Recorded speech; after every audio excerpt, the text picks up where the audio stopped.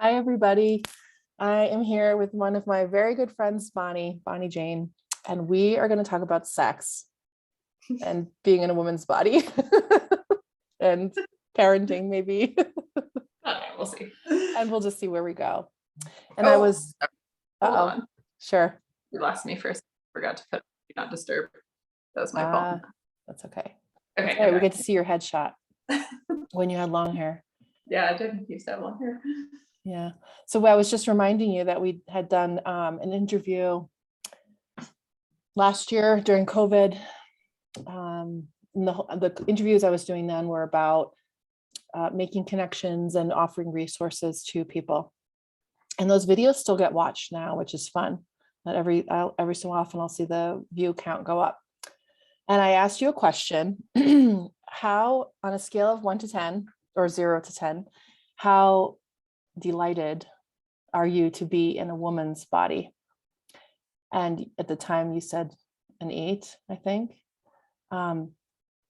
What is it now? What number would you give it?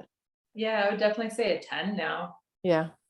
I have come to this place of really loving my body Mm-hmm. and seeing it as this really beautiful vessel that I get to inhabit, which is such a different place that I've been. And recently, I've just been recognizing how much, just because of my background through growing up in a very religious background and fundamentalist background, of how much my body had been objectified. Mm-hmm. And In the religion? In the religion, absolutely. Okay. Yeah. It was always, you keep everything controlled, like don't wear these certain clothes, because if you do, then you're going to create these thoughts for men, right? Mm-hmm. And you're going to, like, your body is an avenue of impure thoughts, impure whatever for men. So don't do that, right? So keep it controlled, keep all of your own thoughts and feelings and energies and sexual energies, keep it controlled. What a lot of pressure, huh? Yeah. Yep. God, when I feel that, I'm like, the whole world is hinging on whether or not you've worn a V-neck or a crew neck. Like, I can imagine someone taking that to the nth degree mentally, like just men just losing their minds left and right. Yeah. Well, and it became this huge fight also as a teenager, because I wanted to wear tank tops and my mom was like, no, you can't wear that, it's not okay. So it became me hiding it from her. So I would sneak stuff in my backpack and go to school, change at school. Sure. Yeah. That type of stuff. So it's and so for me, I think it's also been a journey of just watching what I'm wearing and how I'm comfortable in what I'm wearing or not, or how I'm expressing myself in this body that I'm inhabiting. Yeah. So you're higher now. You're feeling joy about this particular form that you're in. Yeah, I'm so glad you brought that word up, because joy is really the word that I feel like I've been exploring lately. It's like, what is it that I want to experience? Like, why not joy? And right? what does it feel like? Right? Like, I've experienced all this other stuff, but have I really experienced the fullness of joy and allowed that to be here? So I feel like I'm really shifting into that of like, yeah, this, like, my essence of my body, this female body, just an expression of pleasure. I think joy and pleasure go so close together. And it doesn't even have sensory pleasure, like any sensation. pleasure. Yeah, any pleasure. That could be sensuality and pleasure are so tied together, because the sensation, that whether it's hearing or seeing or tasting or smelling, can absolutely bring pleasure into our bodies and beings. And I think that pleasure is definitely rooted, connected to sensuality, and then that can move into sexuality, but it doesn't have to be. Right. Right. Yeah. Yeah. I agree. Right. Did you, I remember, so for the watcher, Bonnie and I are part of this Awakening Women's Institute group that explores feminine awakening, embodied awakening. We do a lot of dance there, movement, soft touch, things like that. And one of the activities that we do in every retreat is we walk, I don't remember exactly how it works, but we walk around the room and we find a person to face, and one of us will say, is this right?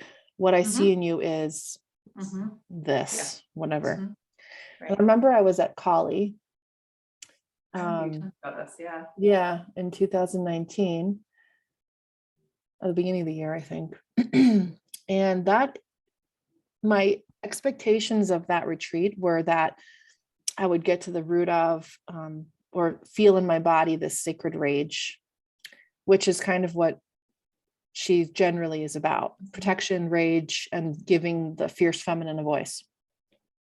But I spent the entire weekend laughing, joyfully laughing the whole time.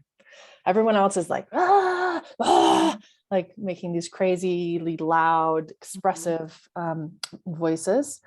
And I was just giggling. And every time we did that exercise, what I see in you is, people would say joy. And even though I was having the experience of feeling joy, I was like, I don't know what you're looking at. Don't you see all of the grief that I've had, all of the, all of the terror that I've experienced, all of the pain that I've been working through? And nobody saw any of that. And part of the, is that okay? I don't know what happened there. Part of the whole experience of that was not to be focused on the negative, not to be like, oh, what I see in you is, wrath or sexual abuse or whatever. So there was a point to it of seeing the light. But I just remember thinking there were certain qualities that people would say that I embodied that I had no experience of embodying. Bravery was one of them, courage, and joy. I just did not have connection to those qualities consciously. So when do you think, or how do you think that you were able to kind of make that connection to your joy that you were already holding, expressing? I think it's been like this slow unfolding. In the last year, I've been doing a really deep dive. It's interesting that you bring that, Kali, because I've been doing this deep dive into sacred rage and really tapping into this essence of that energy within my body. And what I found with sacred rage is that when I thought that sacred rage was going to be this big, fiery, big, expressive, and yes, I think it can show up like that, but the essence, like the true essence of it, is not that. And it's actually this quiet, really gentle energy that's just like, yeah, no, right? But on the flip side of that, what I found is the flip side of sacred rage is eros, is this love, is this joyful expression and pleasure. And so I think in starting to navigate that world, and actually that's not true. So yes to that, but let me go back. When we went to Lalita, that's probably when it started to unfold. Because that was the first temple that I had really done. I had heard about it, right? And just so viewers know, when we are in these temples, we do practices with sacred touch or with respectful touch. So that can be, gentle rubbing, massaging, just cuddling, whatever. And I remember thinking, where has this been my whole life? Why don't we do this? Right, like we do it with our children. Totally. Yeah. Like, but it was this essence of being held by a woman and a woman's body and being touched in a non-sexual way Mhm. that just felt so nourishing for me Mhm. and pleasurable. But it wasn't in that sexual energy way. It was just Right. this like opening to this door of joy and pleasure and connection that I hadn't experienced otherwise. So I'd say that's when it really started to, the door opened, and then it's been unfolding over the last year. And really, I feel like recently has been when I've had that flip of like, well, why not joy? Right. Mhm. Before, I feel like it was always, I had had to try to reach for it Mhm. to experience it. And now it's like, no, I don't have to reach for anything. It's just here. Just choose that. Right. Yeah, so thinking it's outside of you rather than from inside your own being. Yeah. Or that I even have to work to find it within my own being. Like, even if I know it's here, it's like I still have to search through all of these avenues to find it and let that come up. It's like, Underneath all the other crap in the basement. totally. Like, Did I no, you just just go there. did I just do a like mark on I think your you did. I see that how the thumbs frick did up I do on the. that? Oh, there's a reaction. Okay, I'm gonna do this one. Oh, I just liked my own space. Oh, you just Weird. left your. Yeah. Okay, I don't know why that happened because I wasn't touching my computer. So, thumbs up. Thumbs up to that. Oh, interesting. So how did that change your experience of your sexuality? Or did it, I guess? Yes, it has. As far as sexuality goes, it allowed me to start to explore avenues that I hadn't allowed myself to even think of or Mhm. express in any way. That maybe had, I don't even know if I had thoughts of, maybe I had, and I just don't remember having thoughts around that. But just exploration within partnership, Mhm. and even within my own self, right? And being able to allow myself to feel pleasure in every part of my body, Mhm. right? That it wasn't just this like, okay, we're just going to go to the clitoris, we're just going to the vagina. No, like that can be expressed and felt Mm. everywhere. There's this or the woman that wrote "Come as You Are," which is a really great book Emily that I. Nagoski. Yeah. Ellen Nagoski, yeah. Yeah. She talks about the difference between um, uh, quick hot sex and slow burn sex, Mhm. and how hot sex is that like quick, get it done, like rapid, and you kind of see like the porn industry is basically built on that, right? Right. Whereas slow burn sex is this like really slow build up and letting yourself feel all of it and kind of move in waves of like coming back and in Mhm. and out, right? Of just even just through touch. It doesn't even have to be through penetration of anything, right? But Right. it's just building up that arousal and letting that really move so that if you end up orgasming, that it becomes a full body expression, Mhm. that you don't have to try. I think that in especially with sex, like, I mean, from this sex education that I had, which growing up was really minimal in my society, but Mine too. um, right, it was this essence of like tension everything to create orgasm, Yeah. and it's like, no, let go of that tension. Like, you don't Right. need that tension to create and allow that arousal process to happen. It will happen Mm. naturally if you just sink Mhm. into it and surrender to that process. And that's the essence of that slow burn sex that Mm. Emily's talking about. And I feel like that's what I've been experiencing more so lately. Cool. Did you read the Liberation into Orgasm book by Sophia Sindari? No, it's on my list. It's on my Yeah. stuff, you I know. mean, it's similar information, but from a spiritual perspective. I recommend it to men and women. Mm, It's really just about being living an orgasmic life, mm, mm. like allowing your whole life to be this slow burn, experiencing Yeah, passion and fullness. yeah.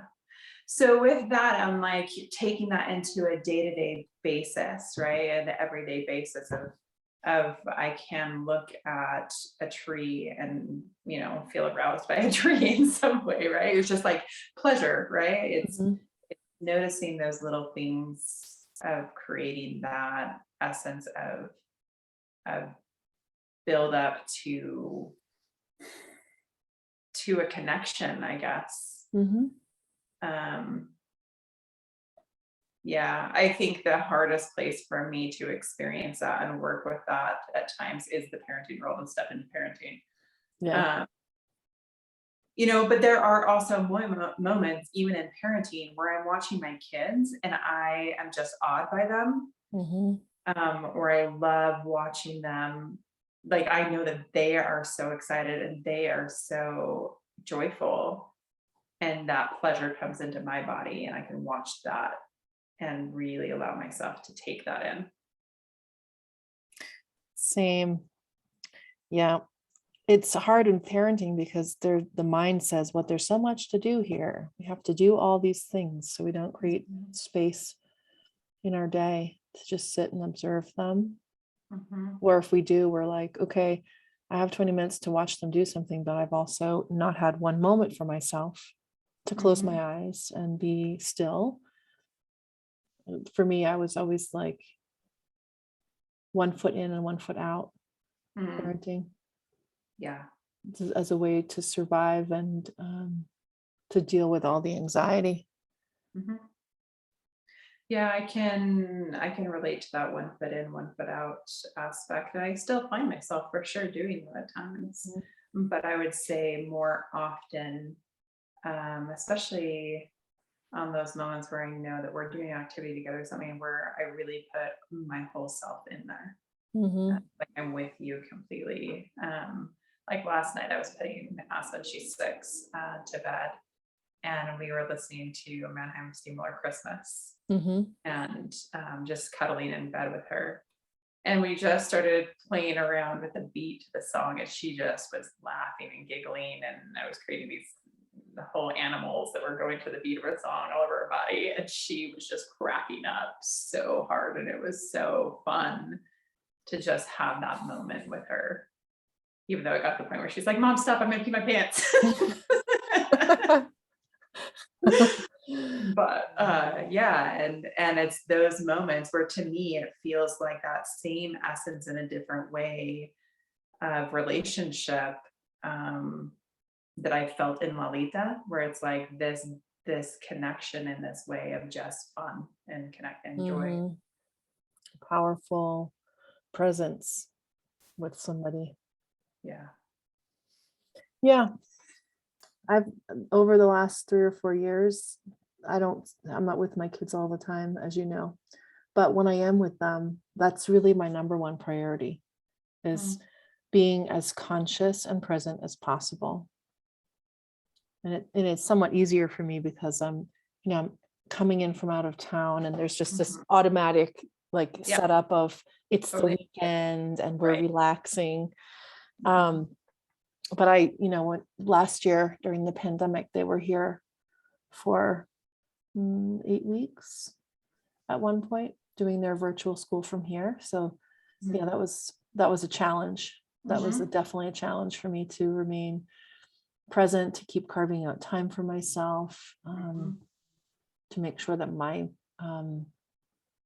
I don't really want to say mental health. It's not really mental health. My ability to be present was there because I took the time to sit and meditate, do yoga, go mhm. to the gym, be alone, set boundaries, allow them to have their own separate time, that I wasn't trying to figure out what to do with them. But they're older than your kids, so Yeah. it's a lot easier that Yeah. age. I remember your kids' age, Jesus. They're 6 and 8, is that right? It's right. Mhm. Or even younger than that, I guess. Like the Yeah. toddler, 3 and 7. God, I think that was a really hard time. Yeah. Where it's this constant need, constant, like, and Aspen especially is very, very connected to me. And she's constantly in my space. Mhm. And she gets really sad when I tell her I need space. Mhm. And so it's sometimes hard to say that, but at the same time, it's like, no, I love you, and I know you're gonna be sad about this, but I still need my space, and then we can connect after. Whereas Emerson's a little bit different. He needs that cuddle time, but then he also tries to push people away. So Yeah. it's like, that it's just different. And this joy, I can't speak because I'm not in a male body, Mhm. but for me, in a female body of what I'm experiencing currently, I feel like that essence of that depth of connection is really now easy for me to feel that with another female bodied individual. Mhm. Whereas a male bodied individual, I don't know if I necessarily always feel that connection, right? Right. With Emerson, when we still cuddle at night, he still wants me to lie with him for a while. And there's like bits where it's like we touch into it, but there's really not that depth that I feel with Aspen. Yeah. I think it's a little different for me with Jake. Like from the very moment I met him, it was the most profound meeting of anyone that I've Mm, ever experienced in my life. mm, Like his eyes opened, and he still has this way, like, you know how most kids won't hold eye contact? mhm, He will hold eye contact for a long time. mm.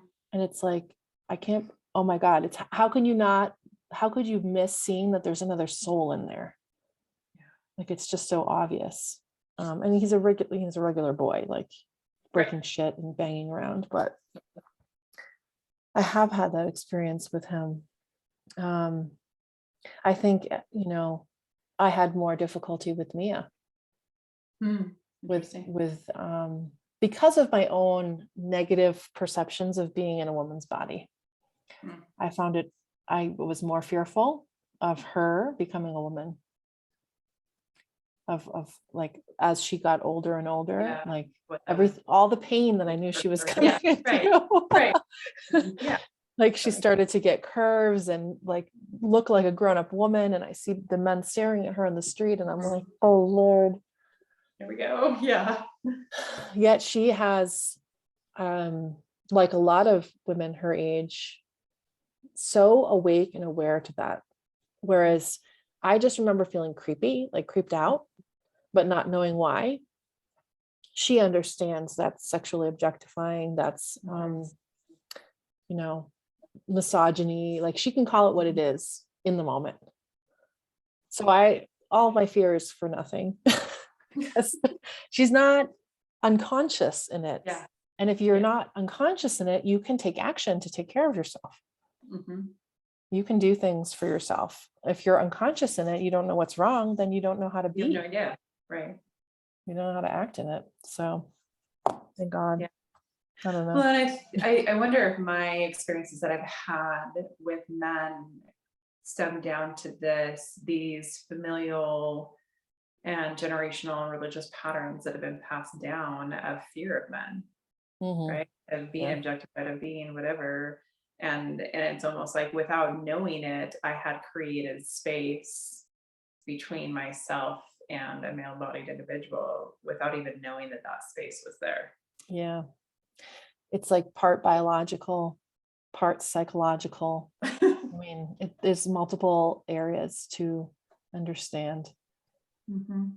I think as a mom of a boy, like all we want is for our boys to not be like other men. Like just don't grow up to be like that. Yeah, don't be an asshole, basically. Yeah, right. Please do not say, don't be a part of the problem. Yes. But I think that, well, Noah has helped me to understand this, because he's really done a lot of research into male psychology. The challenge of that kind of attitude is that we make our boys like little girls I could see that. in the rejection of, like, we don't want to emasculate them or take them out of that experience of being in a male body, make them hate themselves. Yeah. I've seen that play out a little bit Mhm. with certain like clients and boys that I've worked with, that they're afraid of being men. They Mhm. too are afraid of being men because of the messages that they've gotten Mhm. from their moms and from society Mhm. about being male. Yeah. So I've had to watch myself with Jake, just very matter of factly. Well, he's also one of those kids where he's on social media, he's on Instagram, TikTok, and he will, I shared this with you when you visited, he will share something or post something that he has no idea what it means. Like he just literally does not understand it, but he is following the trends. So this is what people do when they're unconscious. Yeah. They don't know why they're doing something. They don't know why they're being rude to the girls at school. They don't know why they had to slap, do the bra strap thing, but they were just following the trends. Right. And the only way you can get out of that is if you have someone that says, hey, do you know what this means? Mhm. So a lot of times Mia will do that because she's there with him more, although she comes in like a tank. That's misogynistic, that's homophobic, and he doesn't know Right. what those mean. Right. So the balanced way that I've learned to be with that is to just softly explain to him like what's happening in whatever the thing is that he's doing. Mm. And really just for him, it's like assume he has no idea what's happening. And I think for a lot of boys, like we think boys that are, this is a really random tangent I'm on here. We think boys that are in middle school and older should know better, but it's obviously they don't. Right, because they haven't been taught, right? Right. No taught Their them. Nobody's dads, modeled that for them. their dads are doing the trends too. Right. Their Yeah. moms are participating in the trends, whatever the trends are. Yeah. Well, and I think that also leads to this essence of shaming men Mhm. when it's so unconscious that it's this essence of innocence of I didn't know, Yeah, he right? really has Can't no clue. like you have no idea at all. And it's interesting what you talk about the difference between how Mia addresses it versus how you come in. And I've noticed with Emerson is if I'm ever direct with him, he pulls back completely. Mhm. But if I like wind through whatever it is that we're talking about and help him kind of work it through himself, he's like, oh yeah, okay. Yeah. Yeah, because people, when you come with the full frontal assault with your tank, Mhm. the natural response is to put up the shields and the armor, and to misinterpret that energy as, oh, I'm a bad person. This person Mhm. thinks I'm a bad person. Right. So it's only when two people are in a disarmored state that I find it's useful to be direct in that way. And there are not a lot of people who don't have armor. Yeah. Yeah. Or there's moments I see, at least with Pete and I, and there are moments, and for the most part, we Yep. can be in an armored state, right? But Mhm. then something happens and one of us puts on armor, or both of us put on armor, right? And then All it's of a sudden like, you're holding spears. Like, right? where did this come from? Totally like you're just totally randomly just put that in my hand, right? But you feel it. Absolutely. And then it's my, becoming aware enough to be like, oh yeah, there's a spirit in my head. Okay, I can let go Yeah, because I don't yeah. actually need this, right? And moving Right. again. Yeah. But especially with a child who naturally moves into spirit very quickly, Mhm. uh, I could see how and it's interesting because he has had more violent tendencies lately. Mm. Um, and so giving space for that essence of himself without shaming him for it has been interesting to navigate that world with him as well. Because he's such a passionate kid, and this is where we come back into like parenting and sexuality, right? Like Mhm. that essence of like really big passion, really big love, really big joy. And if that isn't met, then it becomes this really opposite defense, forceful energy. Right. Yeah, I think we all have that big energy inside of us. Some of us have learned to mask it and hide it. Suppress it. Yeah. Or suppress it. Yeah. Yeah. It just seems like that big energy. Eventually he'll learn to have a container for it, to create a container for it so that he can express all of that, but it's not like, just slamming things around. Totally. Yeah, and the picture that I've gotten, I can't remember if I told you this or not. The picture that I've gotten was this image of this lioness with this little baby cub, right? And that my role is to model and match his energy. I'm not trying to overtake it. I'm not allowing him to overtake me. We're just doing this back and forth of like, I'm here, I'm with you, let me show you. But that means that I have to be aware of my own energy and how to navigate that in order to teach him. If I haven't done that myself, I cannot teach him, I cannot model that for him. And that's when the overtaking oftentimes happens. Yes. So if he's in his feminine energy like that, you have to be as big and wide as the sky. And do you know how to be that way? I do now. Yeah. Yeah. Now that I'm aware of it, I do. And I can embody that. But there have been years where I didn't know, that it was okay to expand that big and that my container can handle all of that. Like the container is endless. Yeah. Right. And it's trusting what it has come down to, of trusting this like masculine energy too, is trusting my container, like trusting the container. Yeah. To hold it. Yeah. Wow. That's cool. Right. And so I think that goes along, as we're talking about that goes along now with what's been really coming up for me recently, is in my own place of sexuality, is trusting that the sexuality and sexual energy, it's okay for that to be really big too. And the container can hold all of that without harming anybody. Where did you learn that it was harmful? Oh, that's definitely religious. Yeah. At least for me, from my experience, that sexual energy it can be harmful, right? Because it's this powerful source and it's creation. And so with that, it can also be very dangerous. Right.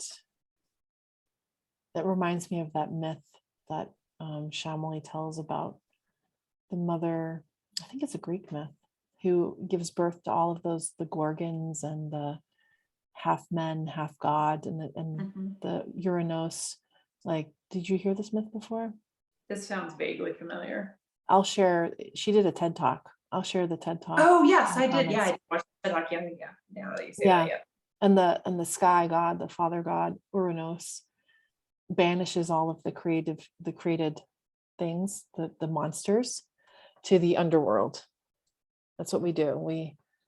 The creative energy is so powerful that it can make all kinds of things, and then we hide what we don't like or kill it off. Yeah, and it's this essence of like, I don't want it here, I want to get rid of it, I want to pull it out of me, right? Yeah, or not even see it. I think that for me it was this constant, I don't even want to know it's here. Yeah, I think there's grace in that though. Yeah, that's something I've learned to accept. It was hard to accept it, but like everything was kept like in the dark until I had the space in my life to open it up. Yeah. There's a line from that I always have kind of held to within religious teachings that I came from. It was line upon line, precept upon precept. And it's that unfolding of like, as you're ready, then things start to unfold and unblossom, right? Or blossom, like start to really move through that. And I found that very true within myself with this, of like, when I'm really ready for it, then I'll see it. When I'm really ready for it, then I'll uncover it. Mm. Yeah. Yeah, and not before. Right. Right. I've definitely had like, there's been an aspect of me with like a whip. Let's go. Let's give it all Totally. up. Yeah. Yes. Have to know Yes. it all. Yes. Yes. Mm-hmm. I've never been once I decided that I was going to awaken in this lifetime, I have never given myself a break for barely at all. Every day has been a contemplative day. Mm-hmm. I don't really know how to do, I'm not doing that today. Yeah. Yeah. I can definitely relate to that. It's this constant, it feels like, it's not, I don't know if I have the words for it, of just this really wanting to be awake, Mm-hmm. right? This really deep desire to just be awake. Yeah. It's kind of magnetic. Mm-hmm. Yeah. I mean, there have been times for sure where I have had the thought, man, being asleep, like not being aware of things, and that little box was tied with this really beautiful ribbon and like kept in this, like that was nice. No kidding, huh? You know, it's comfy in there. And Ignorance is bliss. yeah, totally. They say. Yeah. I mean, we have those sayings, definitely for a reason. Mm-hmm. Well, yeah, and I don't experience that to be true anymore, but I remember the first couple of years of doing this deep work where I was like, many times, I'm like, I hate this. I hate all of this suffering. I hate trying so hard to change and see things differently and always having to analyze every damn thing I say and think and do through a magnifying glass of like, okay, what complex is this coming from? You know, what trauma did this create? Yeah. It was good to just let all that be like at rest. Right. When I was finally convinced that I had made it, like, okay, we don't think that way anymore. We don't have to. Yeah, we don't need to. Right. Mm-hmm. Yeah, it's a lot of pressure release for sure. As I start to let go of so many of those teachings and beliefs and thoughts, like, yeah, I don't need that anymore. Yeah, I mean, there comes a time when it's like training wheels on a bike. Mm-hmm. You don't need those training wheels. You can just ride along. Yeah. Noah talks about it a lot in the using alchemical terms. He's done a lot of research on alchemy and how when there's tension present, when there's that feeling of being caught between two poles of something, that tension is the alchemical process of awakening. It's what propels us into it. It's that desire, the passion that you're talking about. Same energy. It's the heat that is pushing us along. And just this morning, Noah and I were talking about the puer and the senex archetypes. Do you know anything about those?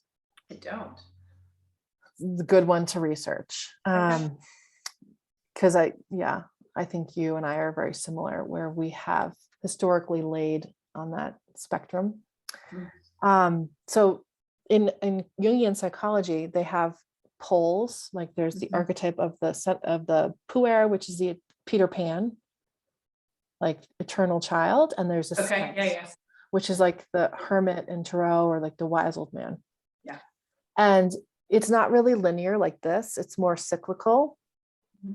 And it's also coexisting. So it's a coin with two sides, and we are in both at the same time, but one may be more overtly expressing than another.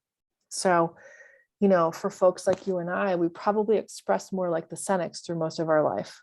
And our work is to be in the child, is to remember what it's like to be a child again. Yes. And to be in that energy. And then there are other people who would really like to avoid the grown-up tasks. And I'm sure you relate to this because we all have it to some degree, Yeah, but we have the moments, yeah. but they're habitually, they're like procrastinators, don't really want to get it done. Their work is of individuating and growing up. So I was talking about those archetypes and I realized I actually don't in my life show up as one or the other. I've really done a great job balancing them. I have transcended the archetype where it's like existing, but I'm not caught in the rhythm of it, of going back and forth. But I was, as Noah was talking about his work, and I'm like, where am I in this spectrum? And I started to like analyze, and I was creating tension where there was none. Just as an old pattern of, okay, where am I in the realm of not a problem and a problem, right? So. I wonder if that is a sense for you of needing to know something. In the past, it has been. Yeah. Now my work is to say, oh, let it be. Yeah. Nothing here. If I look at my life objectively, I can see that I do what I need to do and I live a joyful life. I have embodied both child and wise old man. In women, it's puella and witch. There's a youthful, like rich, vital newness in my life, as well as a respect for tradition and the collective. Yeah. I wonder how that interplays with the maiden, the mother, and the crone. I don't think of the maiden, mother, crone as a duality. Yeah, I feel like that. Yeah. Sometimes I have this experience of things as not being in a dualistic sense, but being parallel, coexisting, but not in tension with one another. Like that's how or like an observation state where it's just like you can kind of see that dualism. Yeah. Well, again, it's not dualistic, I don't think. It's a cycle, but it doesn't feel dualistic. I don't know. Maybe I'll ask Noah about it, what he thinks. It doesn't feel that way to me, but that could just be where I am sitting right now. Yeah. Where I'm kind of like taking a step back from tension and alchemy and just saying, like, you've been through the fire, like you don't need to burn yourself anymore. Like the fires can exist in parallel to where you are. So it's not rejecting it. It's just, it's there. I contain it, but I'm not in the fire itself. I don't have to be. It's just like when you know you're done with a topic, like you've just dead and done. Yeah. Like I have looked at codependency in every angle possible. Right. I know that I don't show up in a codependent way in my life. So why am I still telling myself there's why am I still exploring that? Right. Yeah, just let it go. Yeah. It's an old toy. Yeah. It's interesting of bringing up that fire and that alchemy, because what came up as you were talking about that is the essence of creation. It's like, okay, so if that's done, then how can I use this fire? And like, what do I want to create now? Right. You're able to use the tension to your advantage. Like yesterday, I worked with 3 different people. Each one of them was fixed in a certain position. And so I used my words to like light a fire near them so that they could potentially move along their perspective into the opposite end so that they could have contrast. And it was really intense. Like yesterday was quite an intense day. And I wasn't able to see until after, I use tension as a tool instead of being identified with it or experiencing it like as if it's me. Yeah, I think tension is necessary for creation. Yeah. But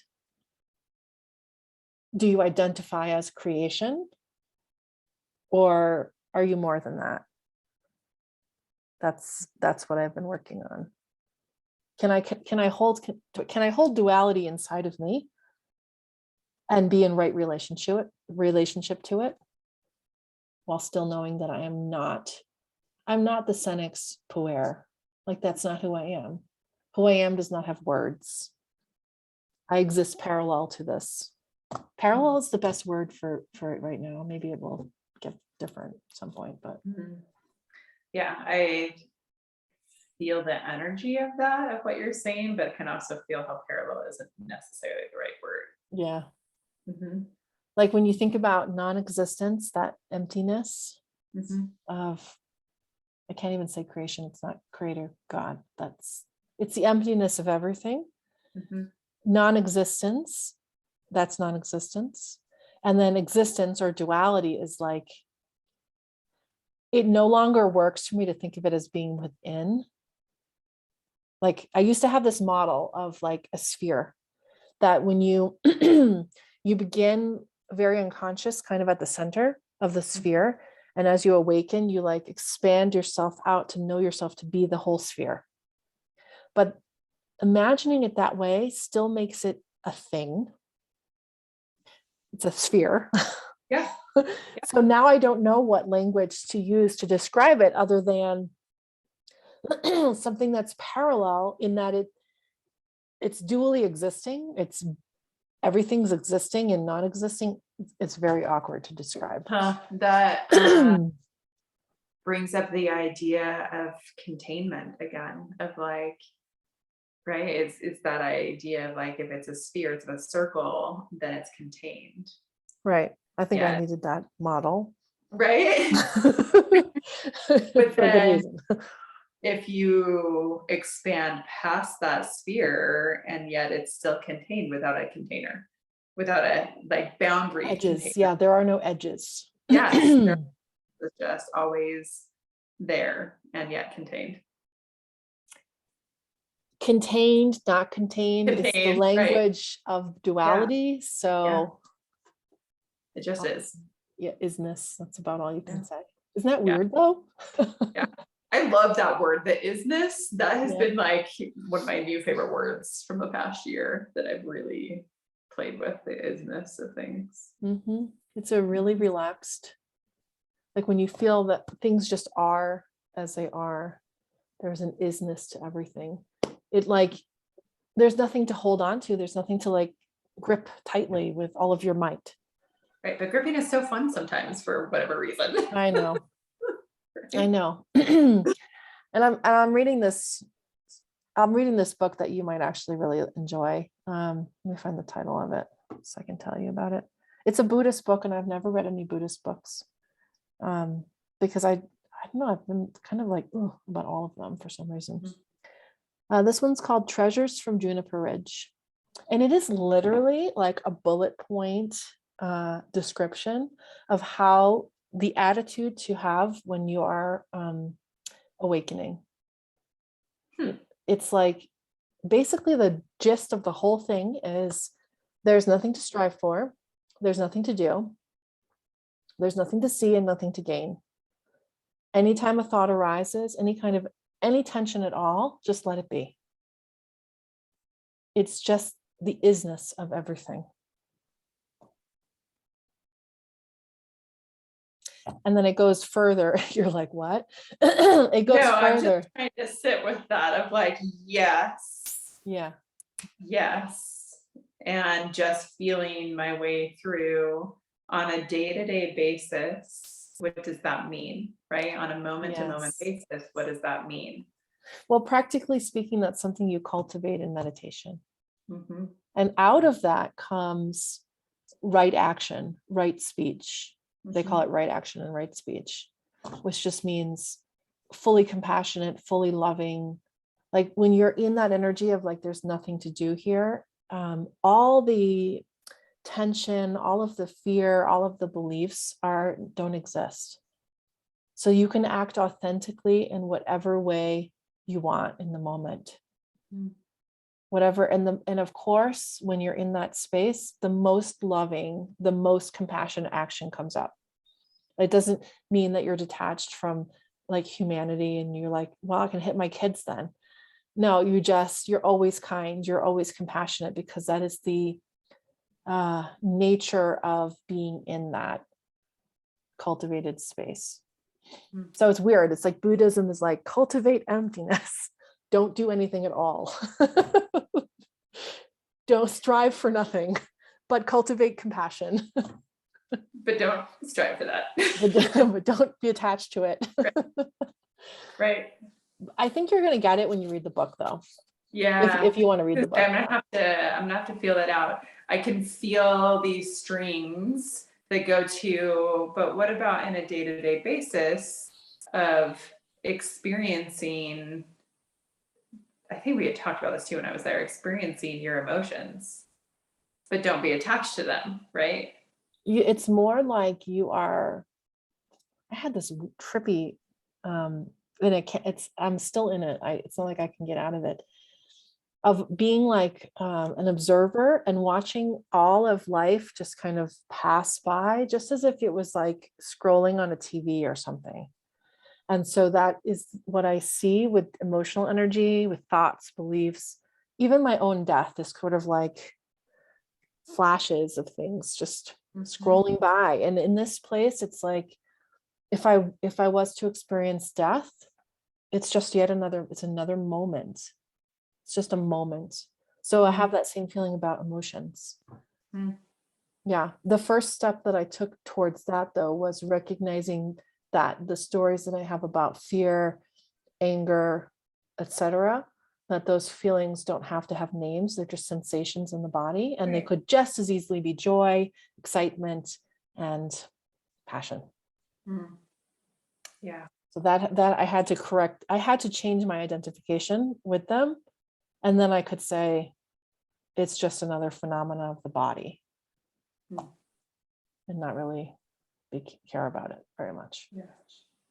But I don't think anyone being around me would think that's a very soulless, feelingless person.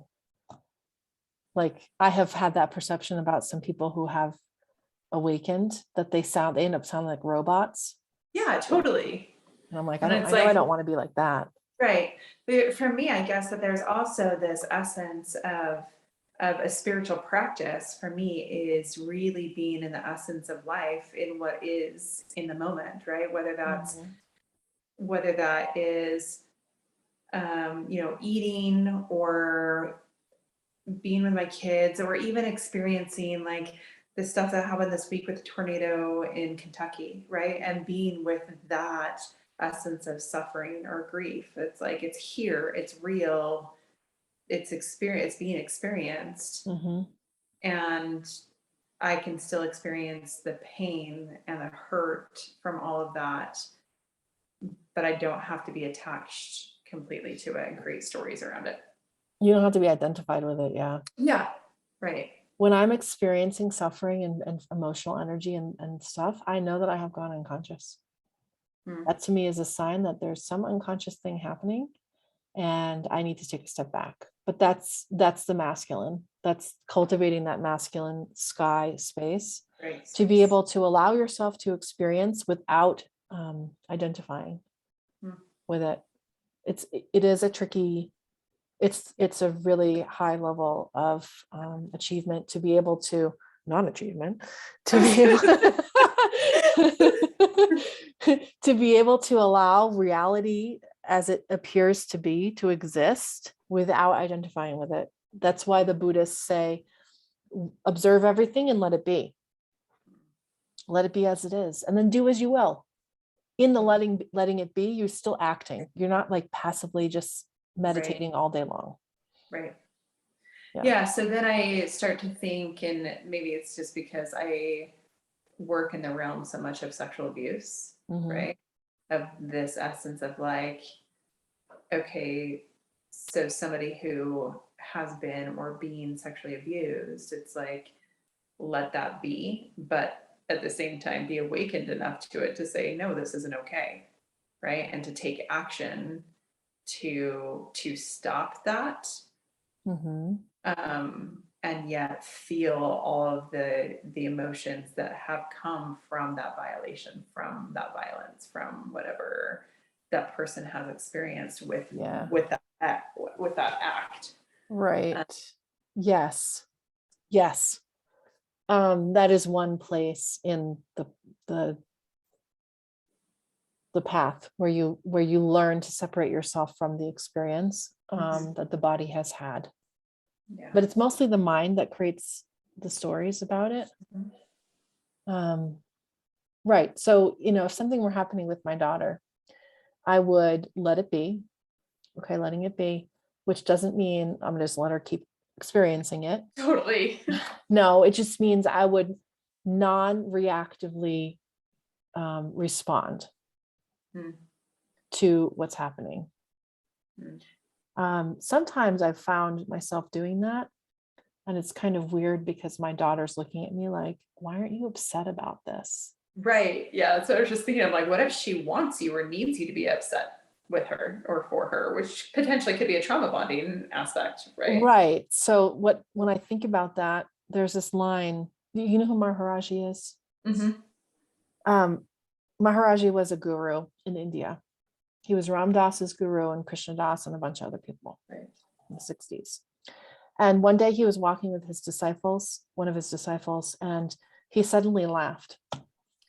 And the disciple said, what made you laugh? And he said, oh, old lady so-and-so just died. And the disciple said, what? Are you some kind of monster? Like, why are you laughing about that? Right. And he looked at him and he said, do you want me to be like one of the other, or like Mary, what's the marionette work with? A puppet? Yeah. Oh, yeah. Mm-hmm. Do you expect me to be like the other puppets? So Maharaji does not experience death as an end. It's a liberation. It's a moving into the next moment. So why should he pretend to be sad or devastated by something that he doesn't find sad and devastating? Yeah. So sometimes I have unconventional responses to things as well. I mean, the whole stuff in the States now with the vaccines and the two polarities is very divisive. What am I going to do? Sit there plastered to the news, like freaking out about it like everyone else? No, I'm not going to put my energy there. No. It reminds me of working with a woman who we've been working with birth trauma for her, where she ended up having a stillborn. So, a really difficult situation for her, and working through a lot of the grief that came from that. And then what the body was bringing up was this essence of, you don't have to be identified as a grieving mom. Right. Right? Like if you want to experience this as a joyful experience, you can experience this as a joyful experience, that you were able to connect with this being for whatever time you were connected. And that was a beautiful experience for you. Right. Right. And she's like, but what if, like, how would people look at me? Right. Like, yeah, how would people look at you? Like, does it matter? If this right. is your true experience, then let that be your experience without having to step into this identity of a grieving mom that you're not actually experiencing anymore. It's hard for people, given that exact example, it's hard for people to imagine not being caught in grief forever. Like, we have so much around in our culture around that, like, you never forget and blah, blah, Yeah. Okay. And so you're considered an outlier or crazy if you feel differently than the norm. And I can't tell you how many times in my life I have felt that way. So, practically speaking, do I go and proclaim my extraordinary beliefs to everyone? No, I don't. I share with people that I know can hear them. So I can talk very openly about this stuff with you. And whoever's going to watch this is probably going to at least be open to me having a different experience than them, or they wouldn't be watching it. Right. But it is, there is always that conundrum of like, what will people think? But, well, I'll say that there was this conundrum, but I think I'm through it now because I've been being awkwardly outspoken about myself for a long time now, several years. Yeah. I think that's the space that I'm moving through now of like, well, who cares? Like. Yeah. Right. And I've only had great feedback Sometimes people don't get it, but I've stopped taking that personally. Like for a long time, I took that really personally. Like, I want people to get this. I want them to understand, and they weren't able to. But now I've kind of let that go. Some people, when I am really honest and authentic, even about really hard things, oh my God, it opens things up for people inside them. Like, oh wow, yeah, I also feel that way. That feels true to me. And how weird it is that we all agree on these rules that we have that make no sense. Anyway, we should probably go so you can get back to your kids.